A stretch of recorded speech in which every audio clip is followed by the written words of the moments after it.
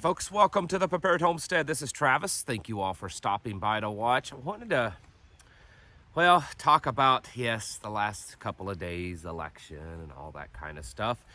It looks like that it just may end up being kind of a dead even thing. For the most part, GOP may pull out a one vote majority in the House, who knows? It's very possible, likely, that the Senate's going to be a dead even thing. Not the red wave.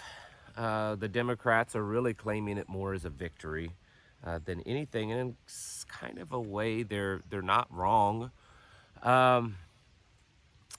It's possible. I mean, we haven't seen any violence that I've seen reported because of it. So it's quite possible, but because of the evenness of this, that it doesn't inspire a lot of emotions and hostilities from either side. So there's a possibility that nothing may come of that area, and I guess that's a good thing too. There is one thing that I've noticed though, and I don't want to sound too pessimistic on this, but it's just what I notice, is that America, and of course I'm just taking the results on face value, not really considering any possibility of foul play, because at this point there's not been an overwhelming amount of evidence of that. But just looking at the numbers, not just specifically candidates running for election, but other issues that were on ballots and stuff, it does appear that America is losing its, let's say, conservativeness, traditional values.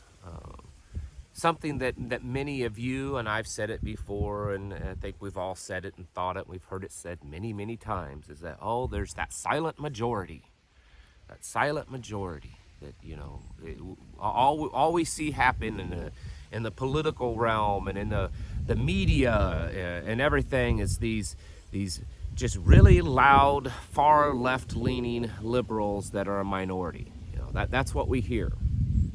Except we're starting to see little bits of information and evidence that may not always be the case. And I think that may be worrisome more than anything, is that we're not really seeing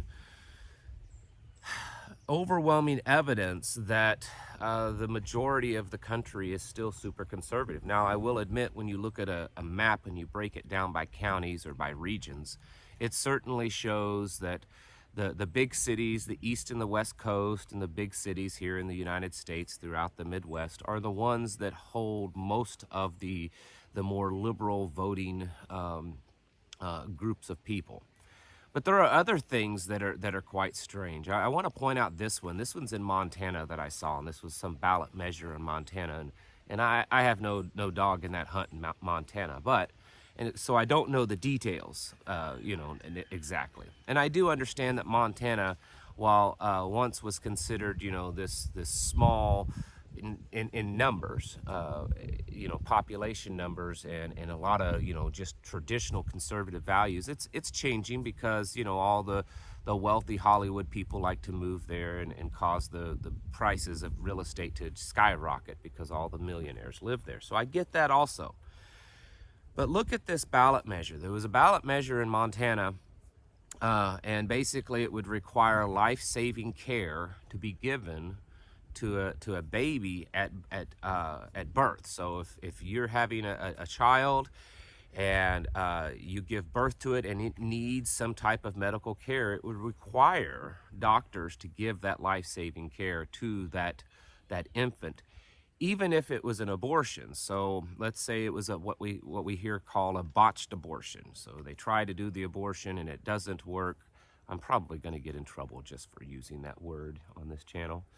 And they try it and the baby is born and it didn't work and the baby's still alive, that they would be required to give life-saving care in that case. Look at these numbers.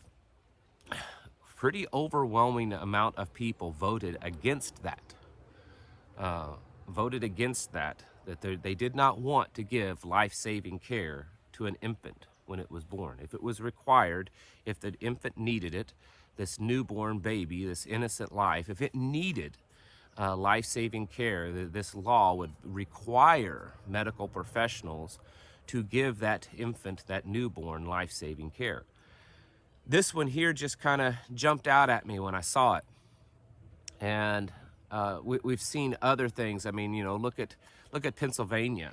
The Republican, I certainly wouldn't call him conservative. The Republican candidate was definitely weak. Oz, don't really know much about him other than he was a TV personality that Oprah liked. Certainly was a weak candidate. But look at what they chose instead. We're seeing that when Americans are given the choice to try to, improve things, apparently, well, at least what we would think is improvement, they don't choose that. And so what I think it boils down to is we're seeing a nation more and more divided. We saw it 2 years ago in that election. We saw it 4 years prior to that in that election. But we're seeing it more and more. There's an ever-growing division here in the United States. And it doesn't look as lopsided as we once thought. We once thought that the traditional, valued, conservative populate was a large majority, and the far left, well, they were just a really tiny but yet very vocal minority. I think we're seeing the difference partly because of the age demographics. I was looking the other day, I don't know if I have the graphic or can find it, but it was showing the age demographics of how they voted this time. And pretty much the majority of people under about 45, 48 years old all voted Democrat. And everyone, above that, somewhere in that 45 to 50 years old, above that, the majority of them voted Republican. And so we're seeing the bulk of the conservative, conservatives in the United States are older and getting older and going to be dying more, okay? We're seeing this younger generation, these, not just millennials, but now Gen Z, many of them are at the age that they can vote now. And we're seeing them not just vote, Democrat, but vote very, very, very hard left. And I think we all have to sit back and wonder, that if all these things that we talk about, that we prepare for, that we believe are crashing, if they take a little longer than we sometimes expect, is there any hope with that? Because if they take longer, we're still being, we're still dying off, because the people that are the group of people that are rising up in age that will be the majority in this country are all very, very hard left, and it tells me that there's not as that the balance isn't what it used to be, where, like I just said, we have a lot of the conservative, going to church kind of people, traditional values, and then just a small amount of the far left. It's definitely changing. We're seeing that all across the board in demographics, and I believe that that's something that we should be aware of. I know that many of you just are sick and tired of politics, as I am, and you don't follow it that much, and that's the way I am. But that was one thing that I really took from all this. I wasn't too shocked at all the results, but this one thing is something that it's something I think we should be aware of, that we as a nation are becoming much less traditional, valued conservative. There's still a lot, I'm not saying we're a tiny minority, there's still a lot, but it's mostly in the upper age brackets. And as those generations start to die off more, then we are eventually going to be in a minority. And I think what it tells me is that the long-term projection for this country doesn't look very good. If this nation can last throughout all of these collapsing things around us and the globalist agenda, even if we can pull through somehow and stay together and not fall victim to all that globalist agenda in the immediate, will we not fall victim to that in the long term, just because at some point there's going to be a definite shift of power and the far left will completely run this country? I mean, it's not like we haven't had 2 years of it already to get a kind of a good taste of what it would be like living under a far left style of government. And that just didn't seem to be enough to wake a lot of people up. They still voted for it. They still wanted it. This is why I promote a couple of different things. I mean, not just prepping, that's kind of a given. This is why I promote homeschooling and teaching your children and the children within your community, the people in your circle, supporting that, teaching them how to live, how to live a traditional, moral, biblical life, to teach them how, the boys how to be men and the girls how to be women. In our circles around here, there are a lot of families, there's a lot of children, and we've talked about this, that, I'm not just an example for my children. I mean, I am, but I'm not just that. I'm an example for, the other children in our group.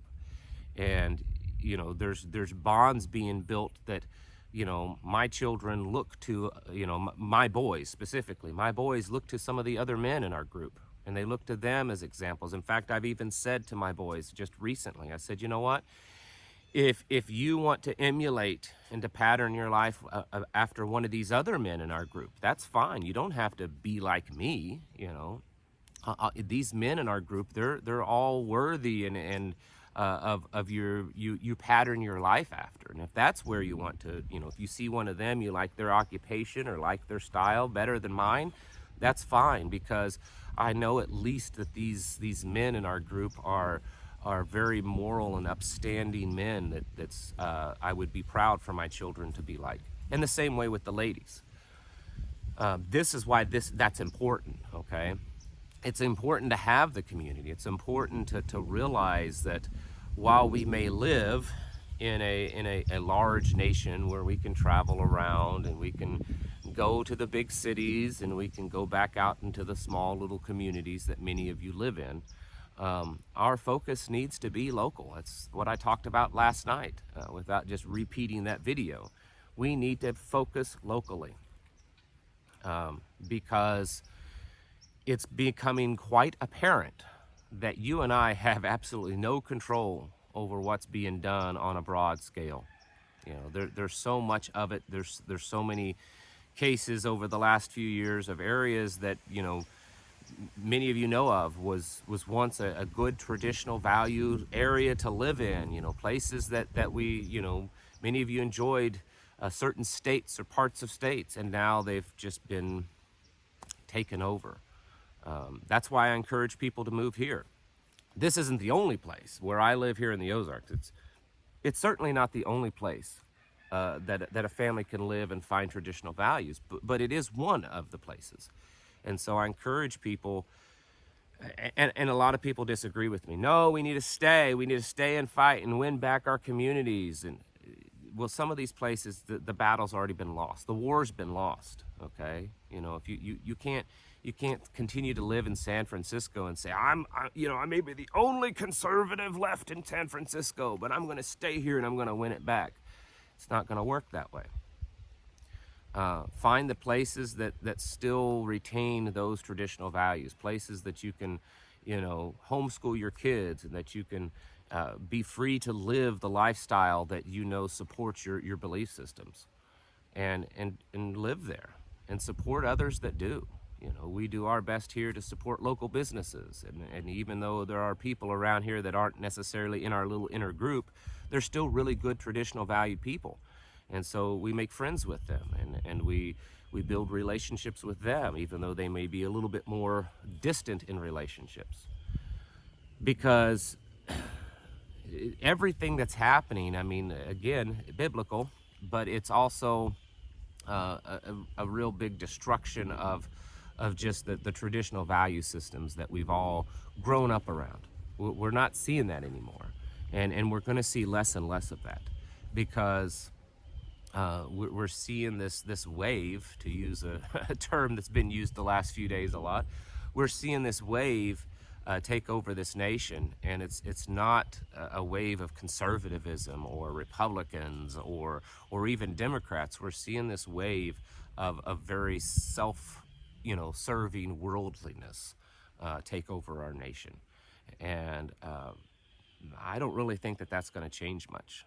And maybe I'm wrong, but I just don't think it's going to change much. And so we should be prepping and planning to secure our families and our communities from that, because it's expanding, it's taking over. There's places, there's rural areas all over the country that are becoming less and less traditional valued, and I think that's my big takeaway from this election.